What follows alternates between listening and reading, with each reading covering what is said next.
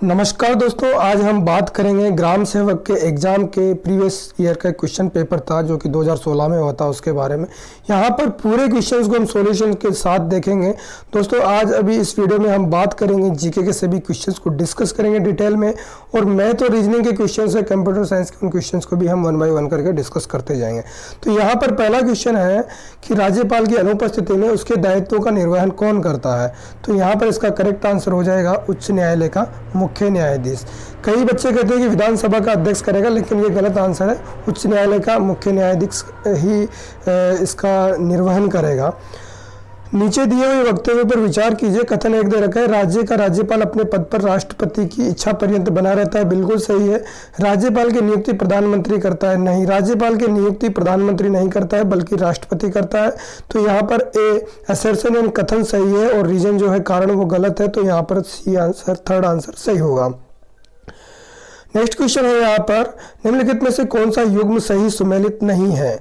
Article 154 दे रखा है कार्यपालिका की, राज्य की कार्यपालक शक्तियों के बारे में, और जो 155 है राज्यपाल की नियुक्ति को लेकर है, 156 राज्यपाल की नियुक्ति हेतु योग्यता से संबंधित, और 163 राज्य मंत्री परिषद। तो इसमें 155 है, ये बिल्कुल इनकरेक्ट है, क्योंकि यहाँ पर जो 156 है वो तो सही है नियुक्ति वगैरह के बारे में, लेकिन 155 है जो राज्यपाल की नियुक्ति की जो शर्तें हैं, मतलब वो राष्ट्रपति के प्रसाद पर्यंत रह सकता है, इस तरह की कुछ प्रोविजंस है इसमें। अब नेक्स्ट है यहाँ पर फोर्थ क्वेश्चन है, संविधान के अनुच्छेद 213 में प्रावधान है कि प्रत्येक राज्य में एक उच्च न्यायालय होगा। तो इसमें ठीक है, प्रत्येक राज्य में एक उच्च न्यायालय होगा। साथ ही इसमें क्या क्या मेंशन किया हुआ है, राज्य उच्च न्यायालय के न्यायाधीशों की नियुक्ति राष्ट्रपति द्वारा होती है, राज्य के उच्च न्यायालय की नियुक्ति राष्ट्रपति के द्वारा होती है। बिल्कुल सही है। अनुच्छेद 226 के अंतर्गत उच्च न्यायालय को लेख जारी करने का अधिकार, यह भी सही है। भारतीय संविधान के प्रावधान के तदनुसार 2 या 2 से अधिक राज्यों के लिए एक ही उच्च न्यायालय का गठन किया जा सकता है, ये बिल्कुल गलत है। 2 या 2 से अधिक राज्यों के लिए एक न्यायालय भी हो सकता है। तो फोर्थ ऑप्शन यहाँ पर गलत है। पहला, दूसरा, तीसरा सही है। तो जो बी आंसर या ऑप्शन 2 है वो करेक्ट हो जाएगा। नेक्स्ट क्वेश्चन है, राज्य मंत्री परिषद जवाबदेही होता है, किसके प्रति जवाबदेह होगा। राज्य की मंत्री परिषद है वो किसके प्रति, तो ये राज्य की विधानसभा के प्रति जवाबदेही होता है, न कि राष्ट्रपति और भारतीय संसद के प्रति। छठा क्वेश्चन है यहाँ पर, अधोलिखित राज्य सचिव में स्थित पदों को नीचे दिए कूट की सहायता से सौंपने क्रम उच्चतर से निम्नतर में नियोजित करना है। तो सबसे जो हाईएस्ट रैंक पे होता है वो सचिव होता है, उसके बाद में विशिष्ट सचिव होता है, बाद में उप सचिव और लास्ट में सहायक सचिव। तो पहला, तीसरा, दूसरा और चौथा, तो दूसरा आंसर यहाँ पर सही हो जाएगा। अधोलिखित में से कौन सा कार्य जिलाधीश का नहीं है। जो डिस्ट्रिक्ट मजिस्ट्रेट होते हैं, जो कलेक्टर साहब होते हैं, उनका क्या कार्य नहीं है। राजस्व का एकीकरण उनका कार्य होता है। कानून व्यवस्था का रखरखाव पूरे जिले का इनकी जिम्मेदारी है। आयकर का एकत्रीकरण इनके जिम्मे नहीं आता है, इनकम टैक्स डिपार्टमेंट का काम है, न कि प्रशासन का है। और वहीं पे बात करें भू दस्तावेजों का रखरखाव, ये भी है, तो इसमें तीसरा आंसर सही हो जाएगा। ये कार्य जिलाधीश का कार्य नहीं है। बलवंत राय मेहता समिति है, ये किससे संबंधित है। दोस्तों ये पंचायती राज संस्थाओं से संबंधित है, जो कि 1959 में बलवंत राय कमेटी के सिफारिशों से राजस्थान में भी पंचायती राज व्यवस्था लागू की गई। और इसका आंसर मेरे हिसाब से पंचायती राज संस्थाओं पर होना चाहिए, लेकिन उन्होंने सामुदायिक विकास कार्यक्रम दे रखा है आंसर के हिसाब से। और नेक्स्ट क्वेश्चन पे हम बढ़ते हैं। तो यहाँ पर है, संवैधानिक अनुच्छेदों में से कौन सा अनुच्छेद पंचायत के बारे में 73rd संशोधन द्वारा जोड़ा गया। तो इसमें थर्ड आंसर होगा 243 से 243O। पंचायती राज व्यवस्था क्या है, ये ग्रामीण स्थानीय स्वशासन निकाय व्यवस्था है। तो फोर्थ आंसर सही हो जाएगा।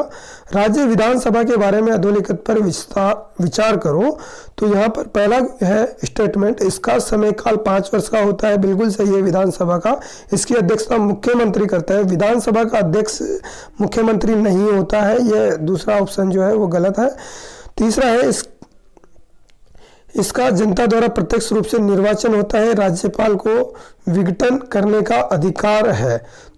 तो विधानसभा के बारे में कहा गया है तो सारे ऑप्शन सही है, दूसरा गलत है इसमें से, तो हम इसमें से थर्ड ऑप्शन सही हो जाएगा, क्योंकि इसमें अध्यक्षता जो होता है मुख्यमंत्री नहीं होता है। इसके अभी वर्तमान में अध्यक्ष की बात करें हम तो सीपी जोशी जो है विधानसभा के अध्यक्ष है हमारे राजस्थान में।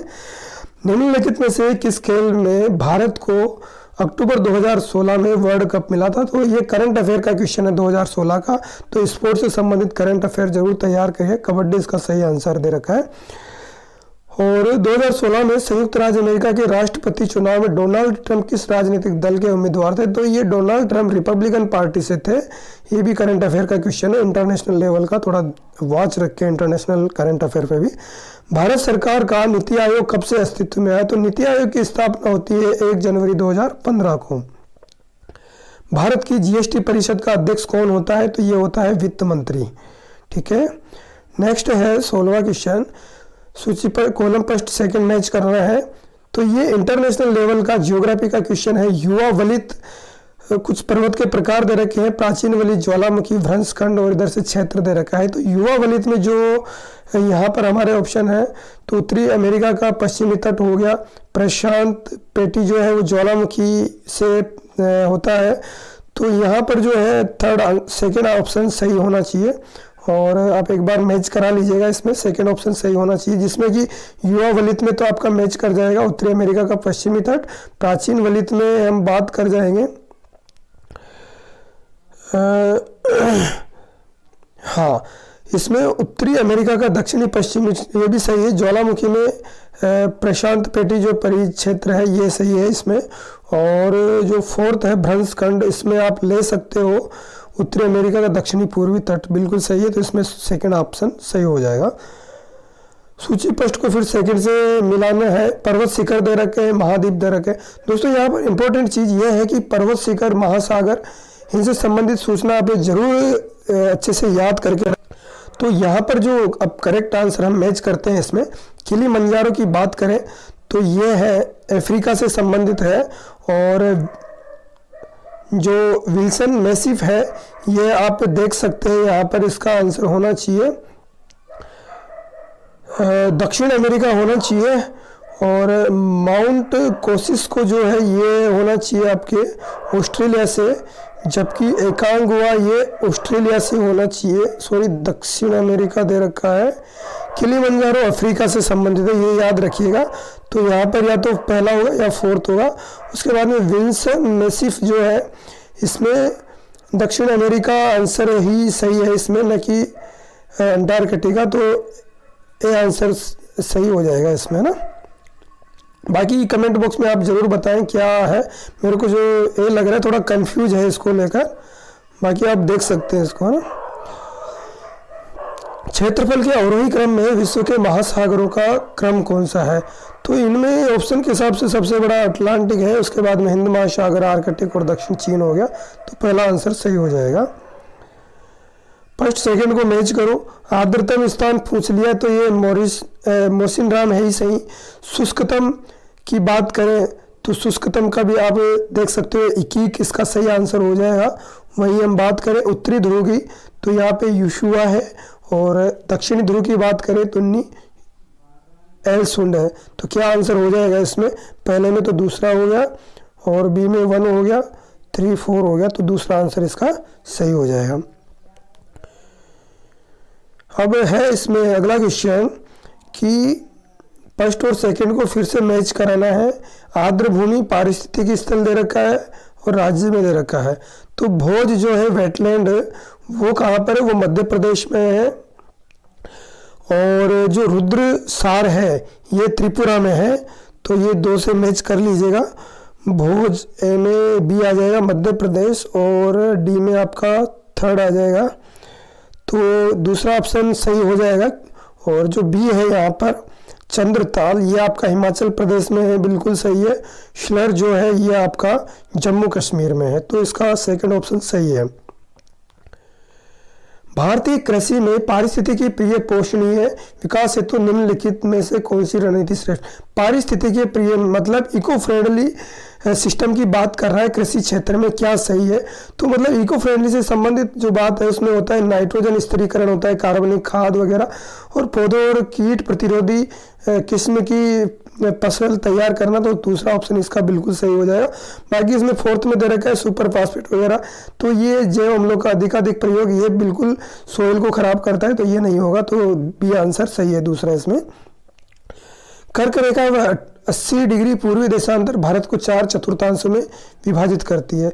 तो जो कर्क रेखा होती है 23.5 डिग्री उत्तरी अक्षांश वाली और 80 डिग्री पूर्वी देशांतर की बात करें तो ये 4 चतुर्थांशों में बांटती है।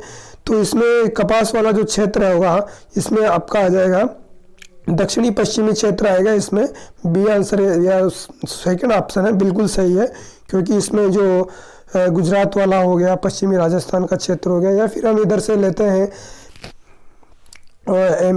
गुजरात का, और गुजरात के नीचे और भी काफ़ी सारा एरियाज है, इसमें थोड़ा एमपी का हिस्सा भी है और इधर से महाराष्ट्र का क्षेत्र आता है, तो ये इसमें बी आंसर एक तरह से सही है।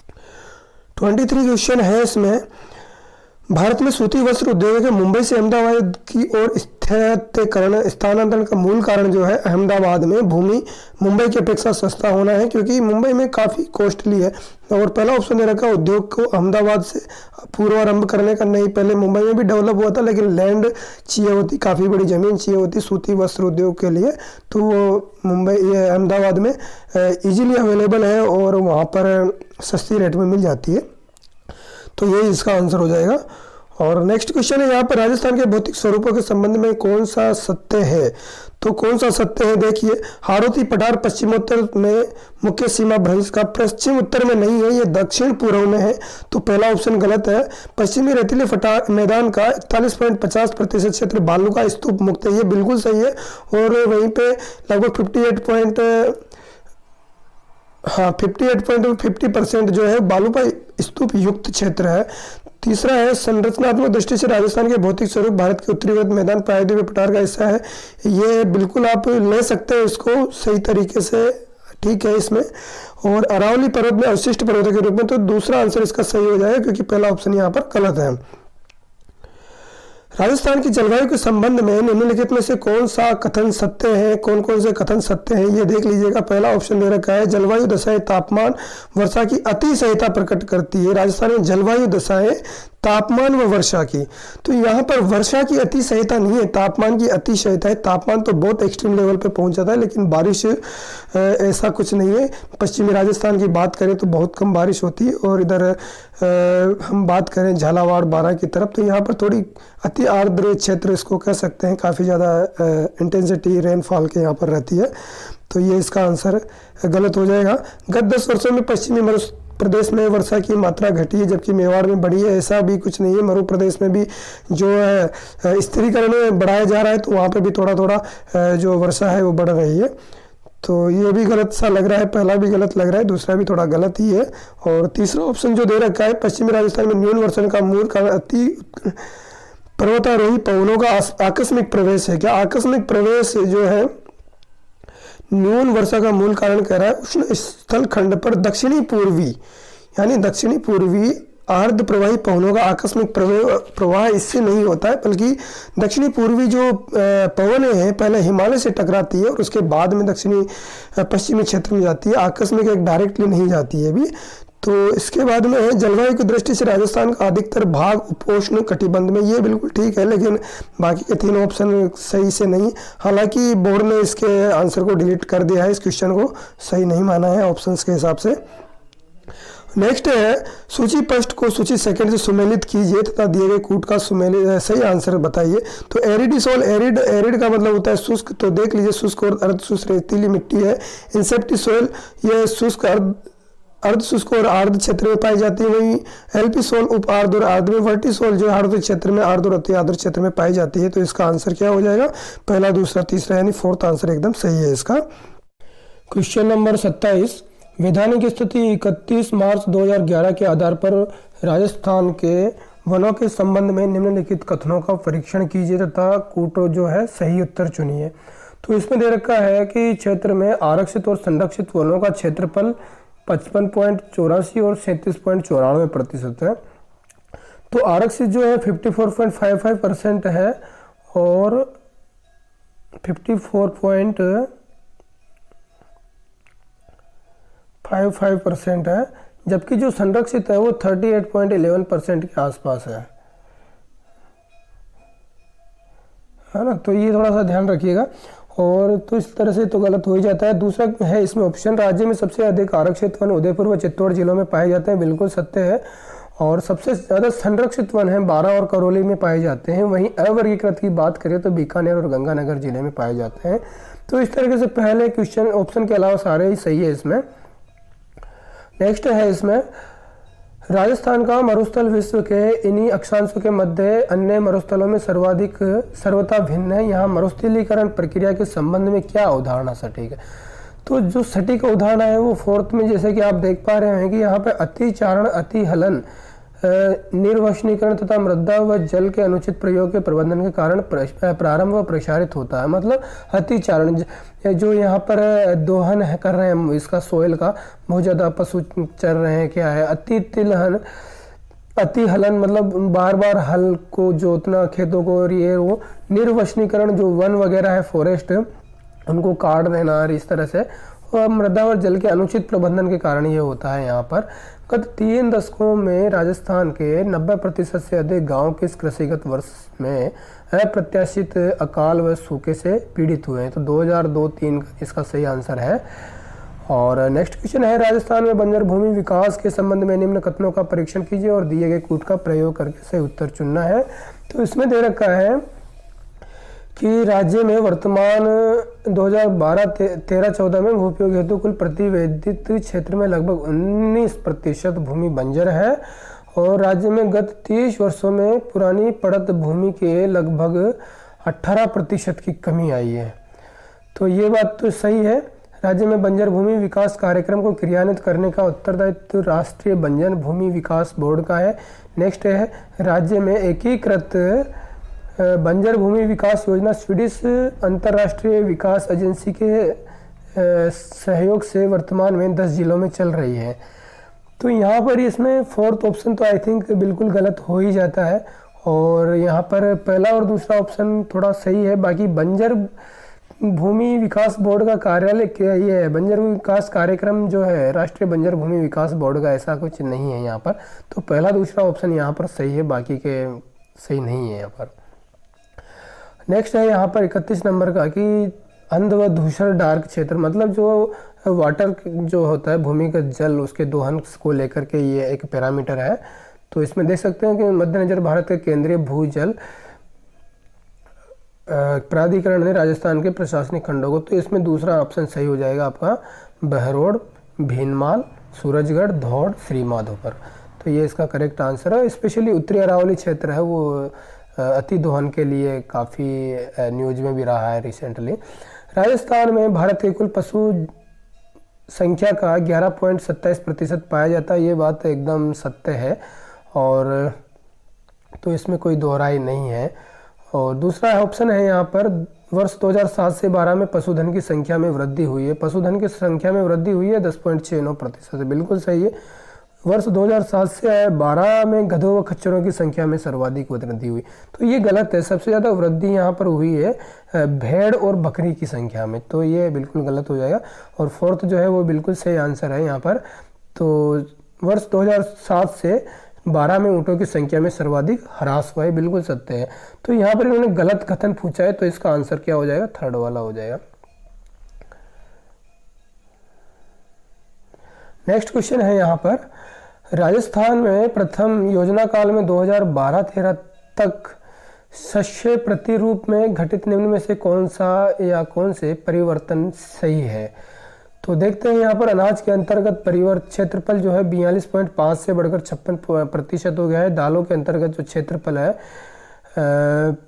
21.1 से घटकर 13.5% रह गया, ये भी थोड़ा सही नहीं है। हालांकि इसमें वृद्धि हुई है, घटा नहीं है।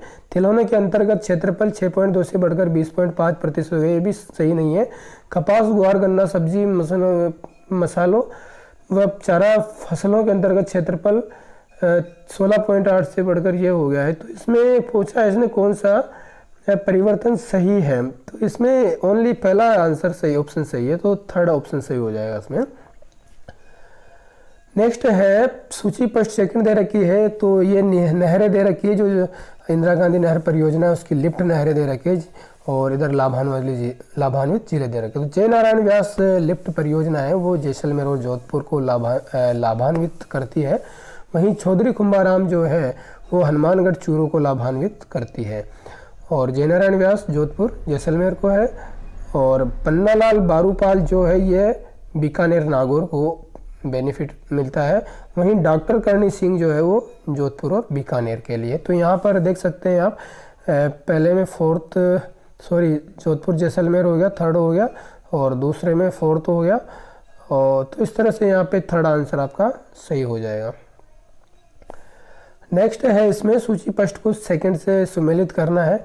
तो ये कुछ खनिज है और खनन क्षेत्र। तो पन्ना, टिक्की, गढ़बोर एकदम सही आंसर है, ऑप्शन है इसका मिलता है। तांबड़ा, राजमहल बागेश्वर में। मैग्नीज, लीलावाणी, कालाकूटा, तांबा, कोलन, भगोनी, ये सही है इसमें। तो इसमें 1 2 3 4 आ जाएगा, यानी थर्ड ऑप्शन सही हो जाएगा ना।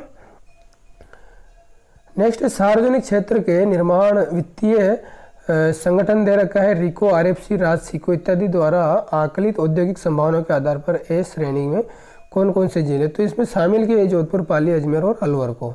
तो ये बिल्कुल सही है इसमें। राजस्थान में जनसंख्या प्रवृत्तियों के संबंध में निम्नलिखित में से कौन सा या कौन से कथन सत्य है। तो सत्य कथन कौन सा होगा इसमें देखते हैं। राज्य में जनसंख्या की 10 की वृद्धि दर 1991 से 2011 के दौरान 9.97% घटी है, ऐसा है क्या, देखते हैं इसमें आगे। राज्य में जनसंख्या का घनत्व 1901 से 2011 के 6 गुना से अधिक बढ़ी है, ये तो सत्य है, लेकिन पहला वाला 9.97% से घटी है, ऐसा नहीं है, बढ़ी है इसमें। और 2011 से 2021 के बीच में 1921 ही ऐसा है, 1911 से 1921 के बीच में घटी, तो उसको डिवाइडेड ईयर भी कहते हैं। तो यहाँ पर तो बड़ी है, तो ये तो पहला तो बिल्कुल गलत हो जाता है। और तीसरा ऑप्शन है यहाँ पे, राज्य में लिंगानुपात की प्रवृत्ति 1901 से 2011 के दौरान एक समान रही, ऐसा बिल्कुल भी नहीं है। राज्य में साक्षरता दर 1951 से 2011 के दौरान 8 गुना से बढ़ा, ये बिल्कुल सत्य है। तो इसमें दूसरा और चौथा आंसर सही हो जाएगा, यानी दूसरा और चौथा, पहला ऑप्शन सही है यहाँ पर। नेक्स्ट है यहाँ पर जो दे रखा है इन्होंने, जनजातियों का प्रतिशत दे रखा है 2011 की जनगणना के हिसाब से, और कुछ क्षेत्र दे रखे हैं।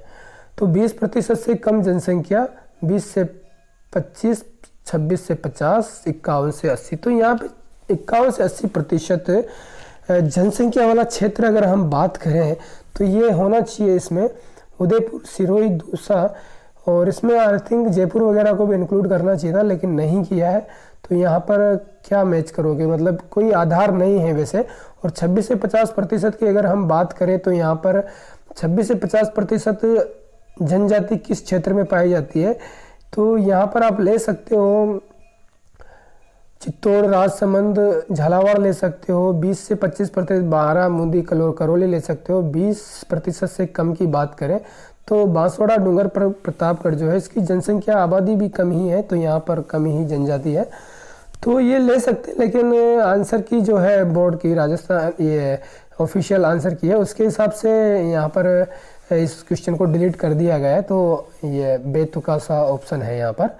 39 की हम बात करते हैं, सूची फर्स्ट सेकंड को मिलान करना है। शहरिया जनजातियाँ कहाँ पर पाई जाती है, आपको सभी को मालूम होगा कि 12 के पास में ही पाई जाती है, सीताबाड़ी में, उधर जो 12 में 2 तहसीलें हैं, शाहबाद, किशनगंज, वहाँ पे पाई जाती है। गरसिया जो है, गरसिया उदयपुर और सिरोही में पाई जाती है, और डामोर जाति डूंगरपुर, बांसवाड़ा में पाई जाती है, और मीणा जयपुर, दौसा में पाई जाती है। तो यहाँ पर इसका आंसर हो जाएगा, ए में तो थर्ड आ जाएगा, बी में आपका उदयपुर, सिरोही यानी बी आ जाएगा, और डामोर में 1 आ जाएगा। तो इस तरह से थर्ड आंसर आपका सही हो जाएगा।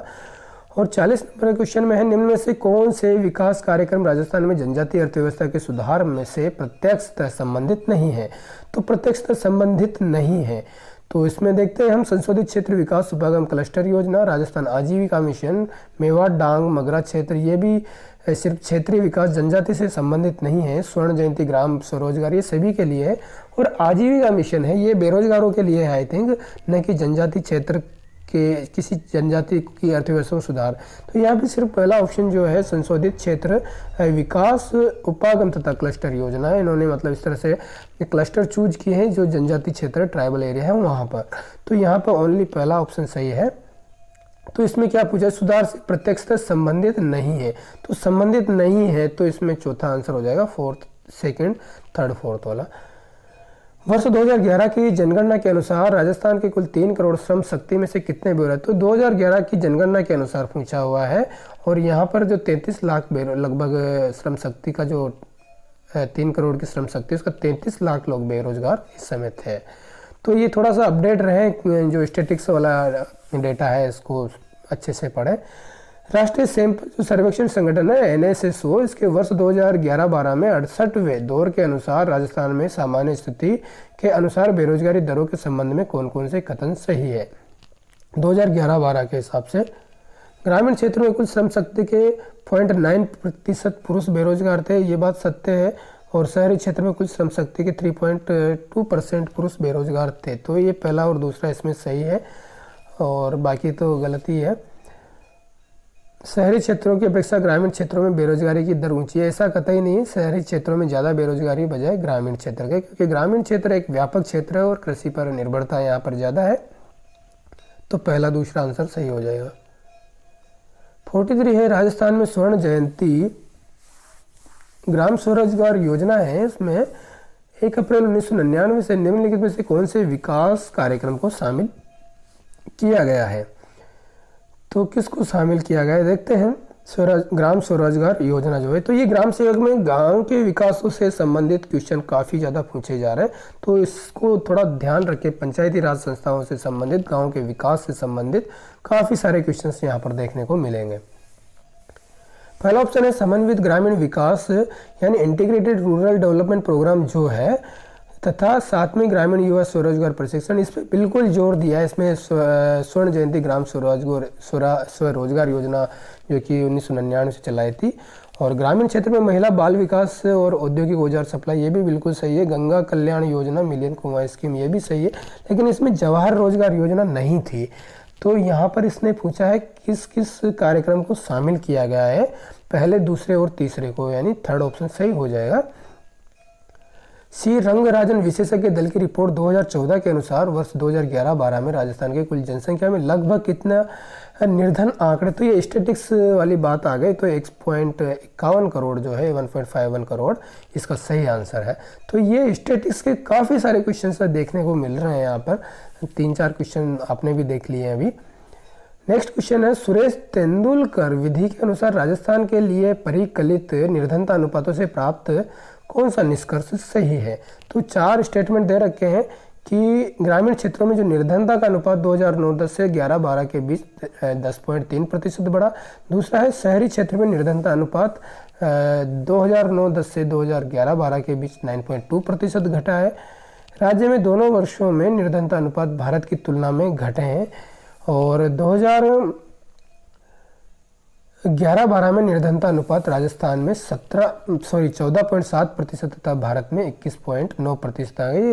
बिल्कुल सही है। इसमें भारत में जो निर्धनता अनुपात है, राज्य में निर्धनता अनुपात वो कम रहा है भारत के निर्धनता जो अनुपात है उसके कंपैरिजन में, तो यहाँ पर फोर्थ ऑप्शन सही है। और यहाँ पर जो बात की है तो थर्ड ऑप्शन तो बिल्कुल गलत है। 2009-10 व 11-12 में निर्धनता अनुपात है वो तुलना में घटे हैं, जरूरी नहीं घटे हैं, बढ़े भी हैं, तो थर्ड ऑप्शन तो यहाँ पर बिल्कुल गलत हो जाता है।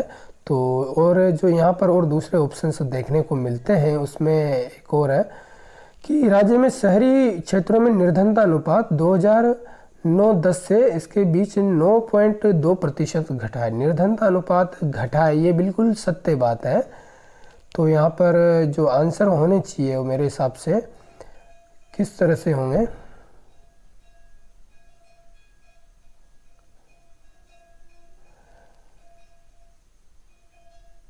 तो इसमें दूसरा, तीसरा और चौथा आंसर सही हो जाएगा क्योंकि निर्धनता अनुपात घट ही रहा है न कि बढ़ रहा है, तो ये आंसर सही है। 46 है, अमरावती स्तूप का निर्माण किस काल में हुआ। बिल्कुल सिंपल सा क्वेश्चन है, सातवाहन जीके का क्वेश्चन है, याद कर लेना अच्छे से। 1873 में भरोप स्तंभ की खोज किसने की, तो ये कनिंघम के द्वारा की गई थी। राजस्थान में दानचंद चोपड़ा की हवेली जो है ये सुजानगढ़ है जो कि चूरू में है। वहीं नेक्स्ट है यहाँ पर मांडू के प्रसिद्ध किले का निर्माण किसने किया, ये हुसैन शाह ने करवाया और ये भीलवाड़ा में है, थोड़ा ध्यान रखिएगा। भीलों में छेड़ा फाड़ना यानी छेड़ा फाड़ना तलाक देने की एक प्रथा है, मतलब किसी स्त्री का आप परित्याग करते हैं तो छेड़ा फाड़ना ये एक प्रथा है। और किस महाराजा के दरबार में 22 कवि 22 ज्योति 22 ये, तो इस तरह से गंधर्व 22 ही हो गया। तो ये किसके काल में थे? महाराजा प्रताप सिंह, जयपुर का शासक है ये। निमाड़ी रागड़ी किस बोली की विशेषता है? तो ये मालवी बोली की विशेषता है। थर्ड ऑप्शन सही हो जाएगा। अलखिया संप्रदाय की स्थापना सबको पता है लालगिरी महाराज ने के द्वारा की गई। और नेक्स्ट क्वेश्चन है यहाँ पर, जयपुर में राम प्रकाश थिएटर की स्थापना कब किस महाराजा के काल में? तो राम सिंह सेकंड के काल में हुई, 1778 आई थिंक सही है, उसी समय इसकी स्थापना की गई थी। नेक्स्ट है, बम नृत्य कहाँ का प्रसिद्ध है? तो बम नृत्य जो है अलवर भरतपुर यानी जो मेव क्षेत्र है, मेवात क्षेत्र, वहाँ पर प्रसिद्ध है बम नृत्य। सुगन चिड़िया को किस लोक माता के रूप में जाना जाता है? तो स्वांग्या माता और आयड़ माता, ये दोनों ही को ही सुगन चिड़िया एक ही है, सुगन चिड़िया माता। तो इसमें 2 आंसर सही है और बोर्ड ने इसको डिलीट कर दिया है। बालिन जी के गुरु कौन थे? तो बालिन जी के गुरु यहाँ पर दादू दयाल जी, इसका सही आंसर हो जाएगा। जहर पीर के नाम से कौन से लोक देवता को जाना जाता है? तो जहर पीर के नाम से गोगा जी को जाना जाता है, क्योंकि इनका जो क्या नाम से हम कहें इनका शौर्य था वो बहुत था। गायों की रक्षा के लिए इन्होंने बलिदान तक दे दिया। नेक्स्ट है, अलवर क्षेत्र की लोक देवी को किस रूप में मान्यता मिली? तो जिलानी माता के नाम से इनको जानते हैं। राजस्थान का मोलेला गांव किस हस्तकला के लिए प्रसिद्ध है? तो टेराकोटा इसका सही आंसर होना है। यहाँ पर मीनाकारी जयपुर और अलवर की प्रसिद्ध है। ब्लू पोट्री की अगर हम बात करें तो ये कोटा की है, सॉरी जयपुर की है। ब्लैक पोट्री की बात करें तो वो कोटा की है। और थेवा कला की हम बात करें तो ये प्रतापगढ़ की है। वहीं राजस्थानी संस्कृति में जानोटन क्या है? तो जानोटन जो है वर पक्ष की ओर से दिया जाना वाला भोज है एक तरह का। और नेक्स्ट है, भील जनजाति में कच्छाओ कौन पहनता है? कच्छाओ भील जाति की महिलाएं पहनती है। राजस्थानी संस्कृति में ओलंदी क्या है? ओलंदी जो है विवाह के समय दुल्हन के साथ जाती है जो भी लड़की या स्त्री, उसको ओलंदी कहा जाता है। चंदू जी का गढ़ा और बोड़ीगामा स्थान किसके लिए विख्यात है? तो चंदू जी का गढ़ा और बोड़ीगामा तीर कमान के निर्माण के लिए प्रसिद्ध है। ये बांसवाड़ा जिले में है।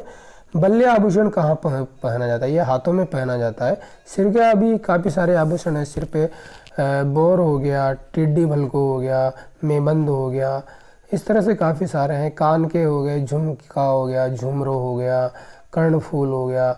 नाक के भी काफ़ी सारे आभूषण हैं, जैसे कि चूप हो गया और क्या नाम से नथ हो गया, नथनी, इस तरह से काफ़ी सारे मिल जाएंगे आपको। और यहाँ पर 67 क्वेश्चन है। तो ये अब रीजनिंग के क्वेश्चन आ गए। ये वीडियो काफ़ी लंबा जा रहा है, तो उम्मीद है कि मुझे अगले वीडियो में लेना पड़ेगा ये थोड़ा, क्योंकि काफ़ी बड़ा वीडियो हो जाएगा। दोस्तों उम्मीद है कि आपने जीके के जो भी क्वेश्चंस थे ये अच्छे से देखे होंगे और 65 तक ये क्वेश्चंस कंप्लीट हो गए। बाकी के अगले वीडियो में हम कंप्लीट करेंगे। दोस्तों ये एनालिसिस आपको कैसा लगा? सारे क्वेश्चंस के जवाब आपको मिल गए होंगे। वीडियो पसंद आए तो इसे लाइक करें, अपने दोस्तों के साथ शेयर करें और चैनल को सब्सक्राइब करना ना भूलें। जय हिंद, जय भारत।